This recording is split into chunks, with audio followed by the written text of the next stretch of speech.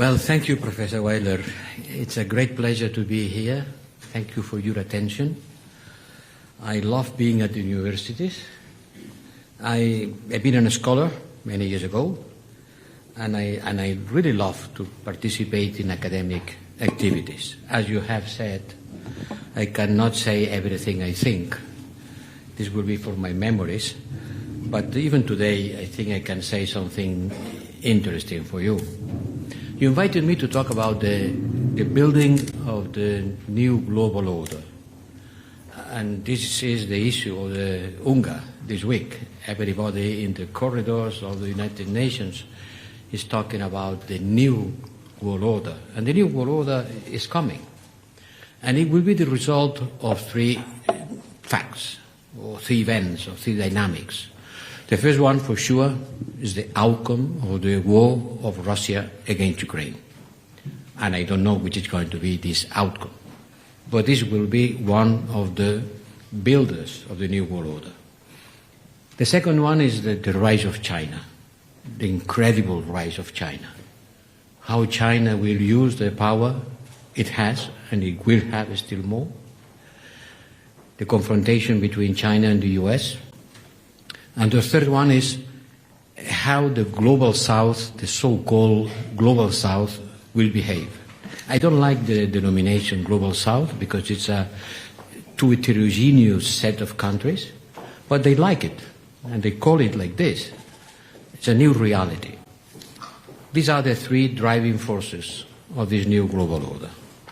But let me go a little bit behind here and there, this problem, this coup d'etat, this crisis, and to try to have an overall view of the world the way it's working.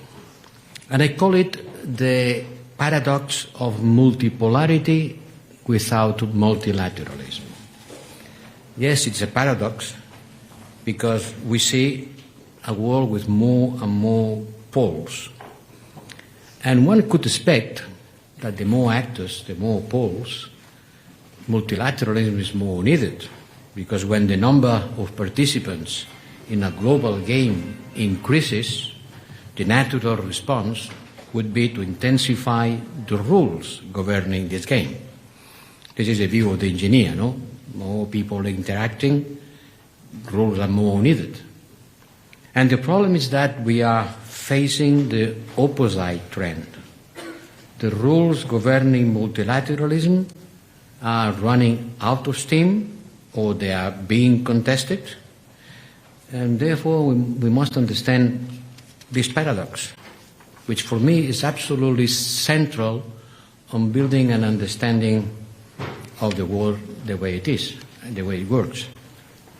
So let's talk about multipolarity. What is multipolarity about? I think multipolarity can be defined through three essential dynamics. First, a wider distribution of material wealth in the world. A wider distribution of wealth. Second, the willingness of the states to assert themselves politically, diplomatically, strategically, and ideologically on their pursuit of their opportunities. Look, China was 1% of the US GDP in the 70s, and today is 80% of the US GDP.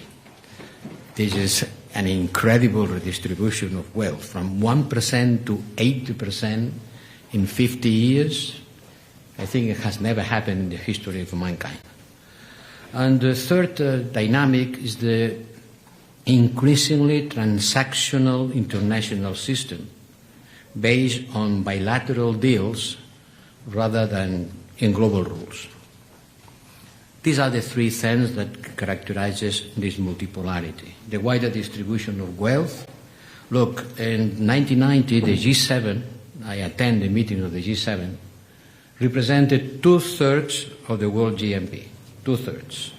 Today is about 1/3. That's incredible. In some short period of time, the G7 was 2/3, now it's 1/3. And the China world GNP was 1.6, now it's about 18%. And this is a different reality. And beyond the Western multipolarity is more a result of the China dramatic rise. On the West side, this decrease on the GNP is mainly due to the Europe and Japan shrinking, because the US has not lost a lot. US is more or less the same percentage. It's Europe and Japan who have been decreasing. On the side of the rest of the world is the dramatic rise of China. So we have a multipolarity which is not the bipolar world, is something dynamic, dominated by the confrontation between the United States and China, who together represent 40% of the global GDP. And we are driving to a world in which three actors, China, India, and the United States, will represent, each of them, $50 trillion. And the Europeans will be, well, not bad, but much less, about 30. So we will be in a second rank, but it's still very important, economically, culturally, and from our influence on the world affairs. This multipolarity is not just economic, it's not just material, it's not a material process. It represents a plurality of views, a plurality of voices, a plurality of trust. There are different trusts. For us, we still have in mind the Enlightenment and the universal values. But China is defending another approach. The values are not universal. There is a certain cultural relativism. And that's why they don't see the war in Ukraine with the same eyes than we see it. We have a moral indignation for this war. And many people around the world, the global south, vote in the United Nations against this invasion, but they don't feel this moral indignation against this war. At the end, it's another war among Europeans. Yes, they vote against it in the United Nations, but they don't consider that the most important item in the agenda. And they believe that our attention to the war in Ukraine and the big amount of resources that we are devoting to this war can be against their interest, and in particular, for example, against the climate change fight or against the development aid. Then there is this big question of values. We Europeans, as I said, we are still living in the model of the Universal Declaration of Human Rights, Universal Declaration of Human Rights, universal. But the model that Russia and China is trying to sell to the rest of the world is that there is not such a thing. The other day, my colleague and friend Annalena, the German Minister for Foreign Affairs, went to Peking. She had a strong discussion publicly because they said universal values, and the Chinese said there is not such a thing as universal values. And Annalena said, yes, they are. It is. It exists, universal values. But we have to understand that this is not the point of view of everybody around the world. There is a plurality of views, plurality of values, plurality of trust. And this brings us to a transactional world more than a multilateral one. There is no longer a coalition of powers capable of imposing a global order. Powers tend to neutralize each other. And then we are going to two different kinds of modalities that make growth at the expenses of the old multilateralism. I think that the model of the great United Nations conferences where we talk about everything and we want to agree about everything in a top-down method is not working anymore. We are better in a kind of transactional agreements, clubs like the G7, like the BRICS, that can bring to a fragmentation of the world. The world can be split in different competing blocks, not just like in the Cold War, military and ideological, but also, to the point of view, economics and technology. The lack of consensus could fracture the world, and force third parties to align in one or the other two competing systems. And for us Europeans, this would not be a good solution, because we would be losers in this solution. We don't want to go to another bloc confrontation, another Cold War. And that's why we need to look for our way in order to represent what we Europeans are willing to represent after the end of World War. The defense of an open economy, open societies, the defense of, yes, universal values, the defense of democracy, representing what at the end is, if I may say, maybe the best combination of political freedom, economic prosperity, and social cohesion. These are the three things that any ruler would like to offer to their people. Political freedom, together with economic prosperity, and together with social cohesion, which requires redistribution of wealth through a strong fiscal system. And these three things, I think that Europe, this combination of these three things, maybe Europe is the one who has succeeded on having them at the highest level in the history of mankind.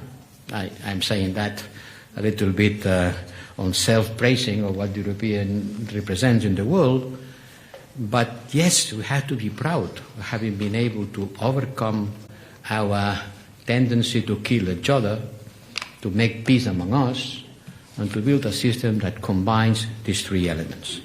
And now we are facing a world in which the war in Ukraine has woke up us from a certain siesta, in Spanish, a certain sleeping system in which we were under the umbrella of the US military, not spending in our defense as much as needed, taking the dividends of peace.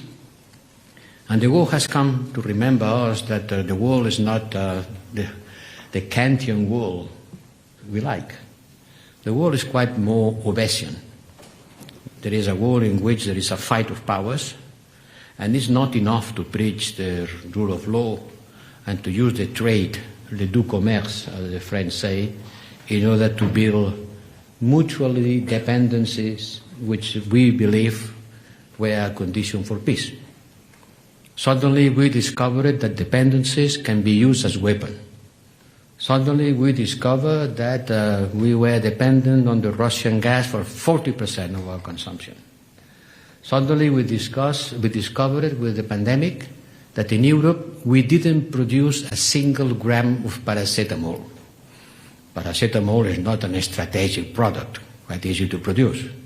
But in Europe we didn't produce a single gram of paracetamol. And then quickly, you knock at the door of India and other producers say, we need paracetamol. And the answer was, me too. Me too, I need paracetamol, and me first. And then we understood that we have to cut dependencies, because dependencies can be dangerous. And we are on that, trying to cut dependencies from Russian gas, strong dependencies on China, on the critical materials needed for the digital transformation, dependencies on many other issues, in order to ensure our strategic autonomy, our survival. And this is what it's about when we talk about the new global order. And dear Professor, that being said, I am at your disposal for the questions.